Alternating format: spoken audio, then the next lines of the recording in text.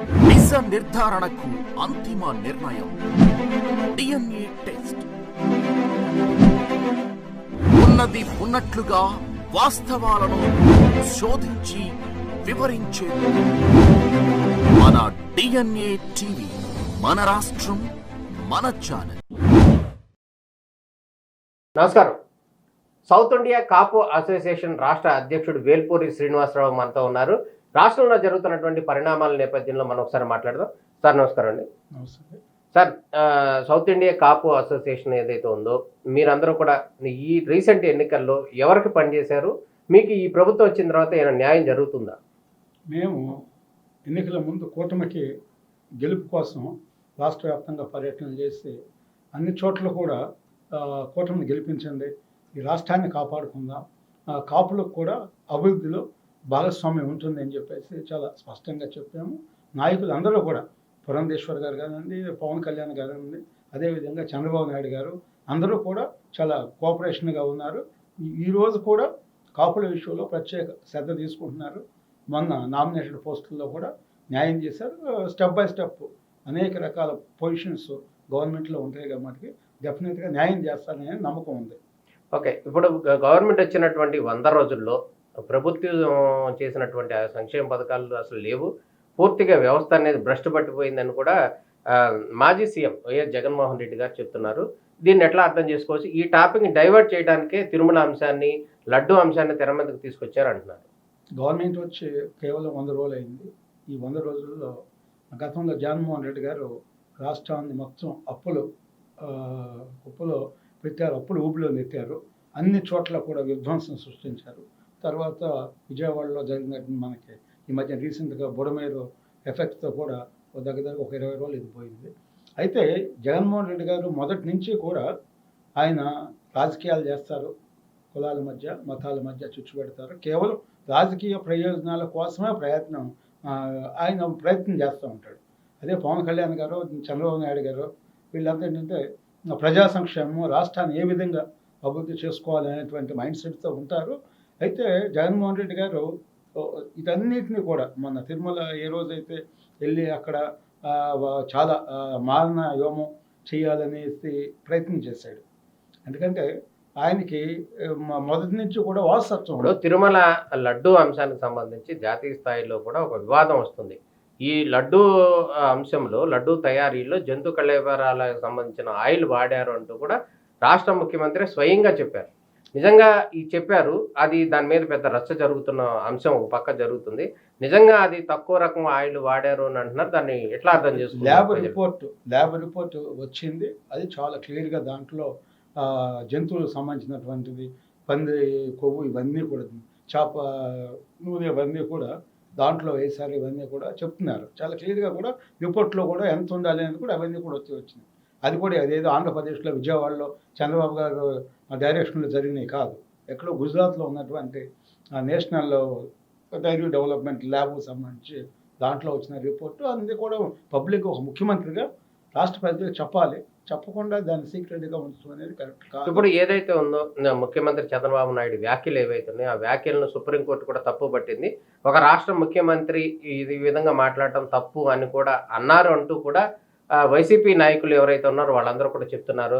సుప్రీంకోర్టే తప్పు పట్టింది కాబట్టి ఈ చంద్రబాబు నాయుడు అంతా క్షమాపణ చెప్పాలని డిమాండ్ చేస్తున్నారు. నిజంగా ఆ విధంగా మాట్లాడిందంటారు? అంటే సుప్రీంకోర్టు ఇది భక్తులకు సంబంధించిన విషయాలు కాబట్టి సెన్సిటివ్గా తీసుకుని దీని మీద దర్యాప్తు చేసి యాక్షన్ తీసుకోవాలని చెప్పింది తప్పితే ఎక్కడా కూడా దీంట్లో కల్తీ జరగలేదు, జగన్మోహన్ రెడ్డి గారు పర్ఫెక్ట్గా అడ్మినిస్ట్రేట్ చేశారని ఎక్కడ చెప్పలేదు. ఎందుకంటే ఎవరైతే అక్కడ చైర్మన్ ఉన్నారో వాళ్ళ సొంత బాబాయ్ సుబ్బారెడ్డి గారు, అంతమంది ఇంకో బాబాయిగా ఉన్నటువంటి కరుణాకర్ రెడ్డి, నాస్తికుడిగా ఉన్న కరుణాకర్ రెడ్డి, వీళ్ళందరినీ ఫ్యామిలీ మెంబర్స్గా వేసుకుని అక్కడ కుట్రలు చేసి కమిషన్ల కోసం, అవినీతి కోసం ఇవన్నీ కూడా అనేక మంది సంఘ విద్రోహ శక్తులను టీటీడీ బోర్డులో వేసుకున్నారు. గతంలో ఎప్పుడు కూడా హిస్టరీలో మనకి అనేక మంది ముఖ్యమంత్రులు ఉన్నారు, అనేక పార్టీల వాళ్ళు ఉన్నారు. కేవలం శ్రీవారి భక్తులను వేసేవాళ్ళు అంతే ఉండేది, 10 మంది 15 మంది బోర్డులో ఉండేవాళ్ళు. మా జగన్మోహన్ రెడ్డి వచ్చినాక దురుద్దేశంతో దగ్గరగా 120 మందిని బోర్డులో వేయటం, హైకోర్టు చివాట్లు పెడతాం, వాళ్ళు అన్నం చేయటం. వాళ్ళంతా ఎవరో శ్రీవారి భక్తులు కాదు, వాళ్ళు తిరునామాలు పెట్టుకోరు, కనీసం వెంకటేశ్వర సుప్రభాతం కూడా రాదు వాళ్ళకి. కేవలం ఎర్రచందనం స్మగ్లర్స్ సిబిఐ ఈడీ కేసుల్లో ముద్దాయిలను వేసి టీటీడీ బోర్డు ప్రతిష్టని పూర్తిగా దాన్ని సర్వనాశనం చేసి అదేది ఇడుపులపాయి గెస్ట్ హౌస్ పొజిషన్గా చేశారు. అది ప్రజలందరూ కూడా దాని పట్ల నిరసన వ్యక్తం చేశారు. వీటన్నిటిని ఇచ్చేసుకుంటానికి జగన్మోహన్ రెడ్డి చేసేటువంటి డ్రామాలు మనం చూసాను. నేను తిరుపతి వస్తానని చెప్పేసి ఆయన అక్కడ కూడా తిరుపతిలో కూడా ఒక మతాల మధ్య చిచ్చు పెడతాం. ఇప్పుడు డిక్లరేషన్ ఇవ్వాలి అనే అంశం ఏదైతే ఉందో, తిరుమల వెళ్ళినటువంటి భక్తులు ఎవరైతే ఉన్నారో, హిందువులు కానటువంటి వారు ఎవరైతే ఉన్నారో వాళ్ళు ఆ డిక్లరేషన్ ఇవ్వటం అనేది ఆనవాయితీగా వస్తున్న పరిస్థితి. కానీ ఈయన ఏమంటారంటే, నేను గతంలోనూ ఇవ్వలేదు డిక్లరేషన్, ఇప్పుడు ఇవ్వను, దాన్ని రాజకీయం చెయ్యొద్దు అంటున్నారు. నిజమేనంటారా? డిక్లరేషన్ సంబంధించి ఏమనుకోవాలి? డిక్లరేషన్ ఎవరైనా సరే ఒక టెంపుల్కి వెళ్ళేటప్పుడు అక్కడ నిబంధనలు ఉంటాయి. అది అది ఇతర మతస్థులే కాదు, మనకు అనేక టెంపుల్స్లో హిందువుల టెంపుల్కి వెళ్ళినా కూడా వాళ్ళకు ఒక డ్రెస్ కోడ్ పెడతారు. ఇది ఈ డ్రెస్లోనే రావాలి, మీరు వైట్ అండ్ వైట్ వేసుకోవాలి, పంచె కట్టుకోవాలి, షర్ట్ ఫుల్ ఉండాలి, అంతే తప్పితే కట్స్ ఐటమ్ ఇవన్నీ బోర్డులు కూడా పెడతారు, మీరు చూసే ఉంటారు. అంటే పూర్తి వస్త్రాలతో రావాలి అనేది బోర్డులు ఉంటాయి, చాలా చూడండి మీరు చూస్తుంటారు. అది నేను హిందువుని, నేను దేవుడి దగ్గర నా ఇష్టం వచ్చినట్టుగా వెళ్తాను అని హాఫ్ హ్యాండ్స్ వెళ్తాను, మన ఇష్టం వచ్చిన డ్రెస్లో వెళ్ళటానికి కుదరదు. అదే నువ్వు అన్ని మతస్థుడు అయ్యి ఉంది. ఎందుకంటే గతంలో భారతదేశం మీద ముస్లిమ్స్ వీళ్ళందరూ కూడా దండయాత్రలు చేసినప్పుడు కొన్ని వేల హిందూ దేవాలయాలను కూల్చేయటం, బాంబులతో వాటి మీద దాడులు చేయడం, ధ్వంసం చేయడం ఎన్ని చేశారు. వాళ్ళే కాదు, జగన్మోహన్ రెడ్డి కూడా దగ్గర 250 టెంపుల్స్ని మీద అన్ని విధాలుగా దాడులు చేయటము, రథాలను కాల్చేయటము, చివరికి శ్రీరాముడు యొక్క తలని ఇది చేయడం, శిరచ్ఛేదనం చేయటం, ఇవన్నీ చేసినా కూడా ఏ రోజు ఆయన ఒక్క స్టేట్మెంట్ ఇవ్వలేదు. మీరు గమనించారు లేదు. ఇవ్వకపోగా అదేదో ఏది మన ఎలుకలు తగలబెట్టినాయి అని, ఏదో ఇంకోటి తగలబెట్టినాయి అని డీజీపీతో కూడా చెప్పించారంటే ఎవరిని అరెస్ట్ చేయలేదు. అంటే కేవలం జగన్మోహన్ రెడ్డి మతాల మధ్య చిచ్చు పెట్టి అతను రూల్ చేయలేటువంటి పరిస్థితులు ఉన్నాడు. గతంలో వాళ్ళ తండ్రి కూడా అదే చేశాడు. హైదరాబాద్లో హిందూ ముస్లిమ్స్ మధ్య చిచ్చు పెడుతూ 400 మంది చనిపోయారు. రాజశేఖర రెడ్డి గారు ముఖ్యమంత్రి కావడానికి మన జనార్దన్ మరి చెన్నారెడ్డి గారు ముఖ్యమంత్రిగా ఉన్నారు. అప్పుడు ఆయన దించడానికి కుట్ర చేసి హిందూ ముస్లింల మధ్య పెడితే 400 మంది చచ్చిపోయారు. అదేవిధంగా ఇక్కడ కూడా జగన్మోహన్ రెడ్డి గారు మరి క్రిస్టియన్స్ మధ్య, ఎందుకంటే నేను ఇంట్లో సీక్రెట్గా బైబిల్ చదువుతున్నా అని చెప్తున్నారు. 4 గోడల మధ్య సీక్రెట్గా చదువుతున్నాను. బైబిల్ అనేది, అదేవిధంగా మీకు భగవద్గీత అనేది, అదేవిధంగా మీకు ఖురాన్ అనేది ఎక్కడైనా చదువుకోవచ్చు, ఎక్కడైనా పట్టుకెళ్ళవచ్చు. అంతేగాని నేను సీక్రెట్గా నేను నా గదిలో వాళ్ళ అమ్మకలాగా నేను బహిరంగ తిరగట్లేదు, బైబిల్ బట్టి నేను సీక్రెట్గా లోపల చదువుతున్నాను. నేను అందుకే సీక్రెట్గా చదివి మతాన్ని అవమానించాల్సిన అవసరం లేదు.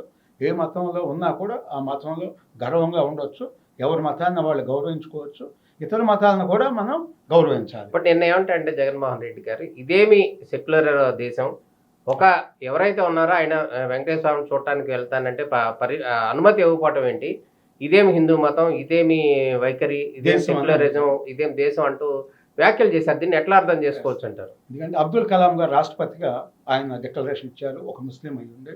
సోనియా గాంధీ డిక్లరేషన్ నిన్న కూడా జడ్జి కూడా ఇచ్చారు కదా, చంద్రచూడ్ గారు వాళ్ళ ఇచ్చారు. వాళ్ళ పవన్ కళ్యాణ్ గారు కూడా వాళ్ళ అమ్మాయి విషయంలో డిక్లరేషన్ ఇచ్చారు.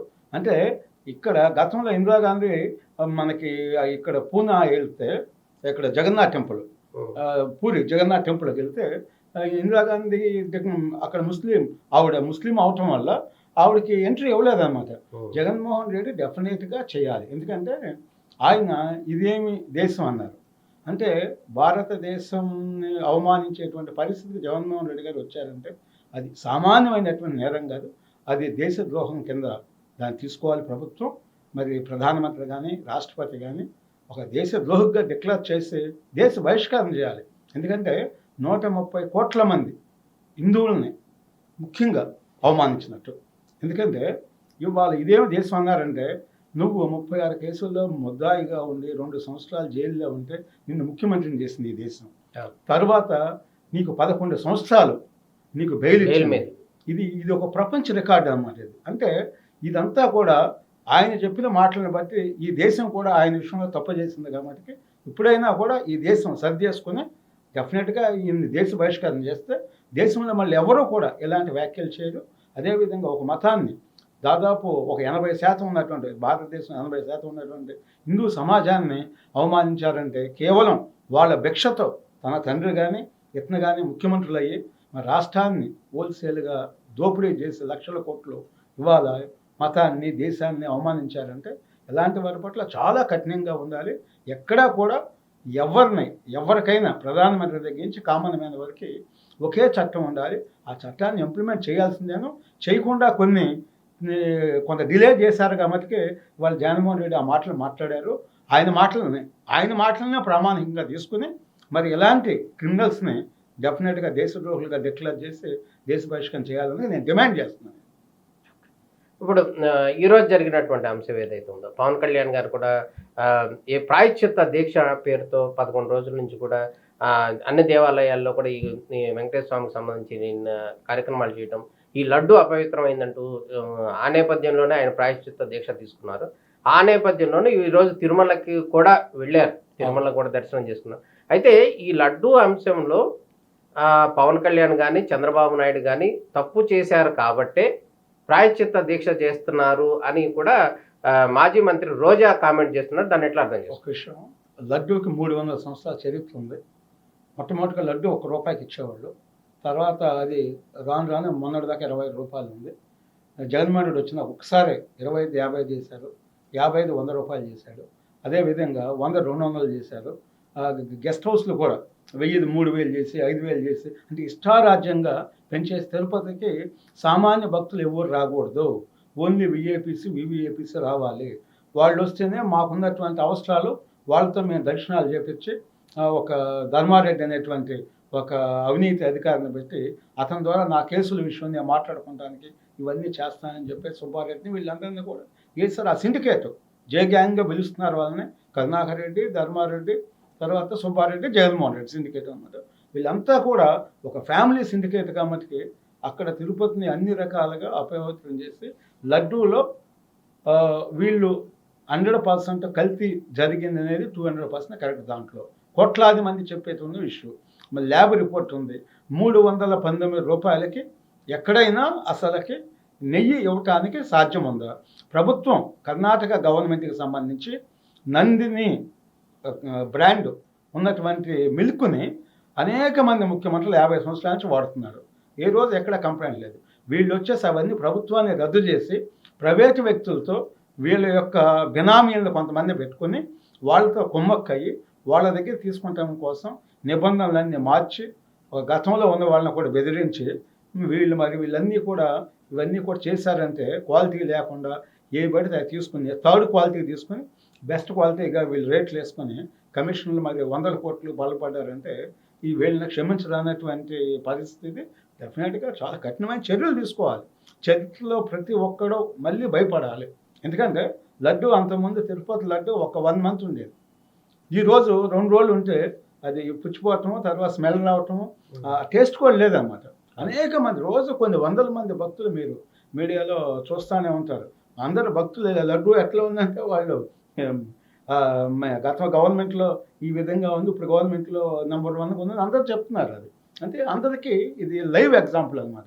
డెఫినెట్గా ఈ దోషుల్ని వదలకూడదు, వెళ్ళి కఠినమైనటువంటి శిక్షలు వేయాలి. వెంకటేశ్వర స్వామి ఆయన చాలా పవర్ఫుల్. ఆయన తలుచుకుంటే ఏం చేస్తాడో గతంలో మనం అనేక సంఘటనలు చూసాము. ఈ నలుగురు జే గ్యాంగ్ని మటుకు వెంకటేశ్వర స్వామి వదిలిపెట్టడానికి అవకాశం లేదు. చూస్తారు తొందరలోనే ఆయన ఏం చేస్తాడో కూడా మనం చూస్తామని. ఓకే, ఇది అదేవిధంగా ఇంకొకటి విషయం ఏంటంటే మీరు కాపు అసోసియేషన్కి రాష్ట్ర అధ్యక్షుడిగా ఉన్నారు. గతంలో ఉన్నటువంటి కాపు నాయకుడు ఎవరైతే ఉన్నారో ఆయన రెడ్డి నాయకుడిగా మారిపోయారు. సోకాల్డ్ రెడ్డి అని కూడా పెట్టేసుకున్నారు. ఈ నేపథ్యంలో ఆయన భవిష్యత్తు ఎట్లా ఉండబోతుంది? వాళ్ళ అమ్మాయి ఏమో పవన్ కళ్యాణ్కి మద్దతు ఇచ్చింది. దీనికి ఎట్లా అనుకుంటారు? అంటే కొంతమంది వ్యక్తులు రాజకీయాల కోసం వాళ్ళ పదవుల కోసం కాపునాడిని ఉపయోగించుకున్నారు. కాపునాడిని కాపు సమాజాన్ని పూర్తి స్థాయిలో దగ్గరగా ఒక 40 సంవత్సరాలు మోసం చేశారు. వాళ్ళు 40 సంవత్సరాల తర్వాత వాళ్ళ యొక్క నిజ స్వరూపం ప్రజలకు తెలిసింది. నేను దగ్గరగా ఒక 15-20 సంవత్సరాల నుంచి వాళ్ళ గురించి చెప్తున్నాను. వీళ్ళు దొంగలు, వీళ్ళతో చాలా ప్రమాదం ఉందని చెప్పేసి నేను విజయవాడలో కూడా అనేక సార్లు ప్రెస్ మీట్ పెట్టి వీళ్ళ పేరు ఒరిజినల్ పేరు నిద్రగడని కూడా చెప్పాను నేను. అంటే వీళ్ళంతా కూడా జగన్మోహన్ రెడ్డి డైరెక్షన్లో గతంలో రాజశేఖర రెడ్డి డైరెక్షన్లో నడిచి మన విజయభాస్కర్ రెడ్డి గారిని నీతికి నిజాయితీకి మారు పేరు విజయభాస్కర్ రెడ్డి గారు. ఆయన దించడానికి కూడా ఆ రోజు కుట్ర చేసి దీక్ష అని చెప్పేసి రాజశేఖర రెడ్డి డైరెక్షన్లో ఆ రోజు ప్రయత్నం చేశారు. మొన్న చంద్రబాబు నాయుడు గవర్నమెంట్ని దించడం కోసం అని చెప్పేసి జగన్మోహన్ రెడ్డితో డీల్ చేసుకొని అక్కడ రైలు తగలబెట్టి మరి మహా కుట్ర చేశారు. మరి ఆ రైలు ఎవరు తగలబెట్టారు, మరి భూమన కరుణాకర్ రెడ్డి ఎందుకు నీతో 7-8 గంటలు రహస్యంగా చర్చలు జరిపారు. ఇవన్నీ కూడా రాష్ట్ర ప్రజలు చూశారు. నువ్వు ఈ కులాన్ని ఏ రకంగా నీ రాజకీయ అవసరాల కోసం, నీ యొక్క ఫైనాన్షియల్ అవసరాల కోసం నువ్వు వాడుకున్నావు, ఈ రాష్ట్రాన్ని భ్రష్టు పట్టించావు జగన్మోహన్ రెడ్డితో కలిసి అనేది చాలా స్పష్టంగా ఉంది. అందువల్ల అప్పటికే అతనికి శిక్ష పడింది. ఇంకా డెఫినెట్గా ముందు ఇంకా చాలా సీరియస్గా ఉండేది అతని మీద యాక్షన్స్. ఎవరిని కూడా కులమనే కాదు ఇక్కడ ఇష్యూ.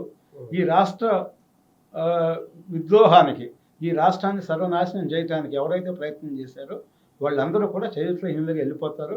కులం అనేది చాలా చిన్న ఇష్యూ. ఎందుకంటే రాష్ట్రం బాగుంటే ఏ కులమైనా బాగుంటుంది, రాష్ట్రం బాగోకపోతే ఏ కులము కూడా ఏముంది. అందువల్ల స్టేట్ ఫస్ట్, నెక్స్ట్ క్యాస్ట్ అనమాట మనకి. అందువల్ల రాష్ట్రం ముందు బాగుండాలి, తర్వాత ఆటోమేటిక్గా.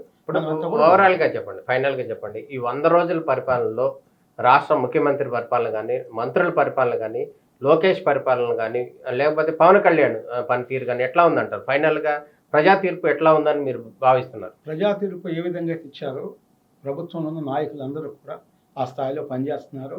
గ్రౌండ్ రియాలిటీకి వెళ్ళి గ్రౌండ్లోకి వెళ్తున్నారు. ఎక్కడ ఏ సమస్యలు ఉన్నా కూడా, మరి ఇక్కడ ఈ మధ్యన మా రీసెంట్గా చూసినా కూడా చంద్రబాబు నాయుడు గారు కూడా మరి ఆ ఏజ్లో కూడా ఆయన 24 గంటల కష్టపడి వరద బాధితులను ఆదుకోవటం ఇవన్నీ చూసాము. రాష్ట్ర వ్యాప్తంగా ఎక్కడా కూడా ఈ నేరాలు, ఘోరాలు, హత్యలు, రేపులు ఇవన్నీ కూడా వాళ్ళు లేవు. అంటే భయంగా బతికేటువంటి పరిస్థితి లేదు. పూర్తిగా స్వేచ్ఛగా అందరూ, మహిళల దగ్గర నుంచి అందరూ కూడా చాలా స్వేచ్ఛగా ఉన్నారు. ఎందుకంటే మన విజయవాడలోనే కాదంబరిని కిడ్నాప్ చేశారు. స్వయంగా ముఖ్యమంత్రి జగన్మోహన్ రెడ్డి డైరెక్షన్లో మరి డీజీపీ గారు, ఇక్కడ ఉన్నటువంటి విజయవాడ కమిషనర్ ఆఫ్ పోలీసు కాంతి రాణా టాటా, తర్వాత ఆయన విశాఖ డీసీపీ, వీళ్ళందరూ కూడా మరి ఆ కుట్రలో సీఎంఓ ఆఫీస్లోనే డిస్కషన్ పెట్టుకొని మరి ఆవిడ తీసుకొచ్చి కాదంబరి జత్వాని తీసుకొచ్చి ప్రైవేట్ గెస్ట్ హౌస్లో 2 నెలలు పెట్టి తర్వాత తప్పుడు కేసులు పెట్టారంటే ఇది సామాన్య ఇష్యూ కాదు. వాళ్ళందరూ ఐపీఎస్లు రద్దు చేయాలి, క్రిమినల్ కేసులు పెట్టాలి. వీళ్ళకి డైరెక్షన్ ఇచ్చినటువంటి జిందాల్ అనేటువంటి ఒక పారిశ్రామికవేత్త కోసం ఆయన 500 కోట్ల రూపాయలు పెట్టుబడి పెడుతున్నాడు అనేటువంటి ఉద్దేశంతో ఆయన మీద ఏదో రేప్ కేసు ఉంటే ఆ రేప్ కేసుని మాఫీ చేయటం కోసం అని చెప్పేసి విజయవాడ తీసుకొచ్చి తప్పుడు కేసు పెట్టారు. వాళ్ళ ఫాదర్ కూడా ఆర్మీ ఆఫీసరు, కాదంబరి జత్వాని యొక్క ఫాదర్, ఆవిడ కూడా డాక్టర్ బేసిక్గా. మరి వాళ్ళ మదర్ కూడా రిజర్వ్ బ్యాంక్లో ఎంప్లాయీగా ఉన్నారు, ఆఫీసర్గా ఉన్నారు.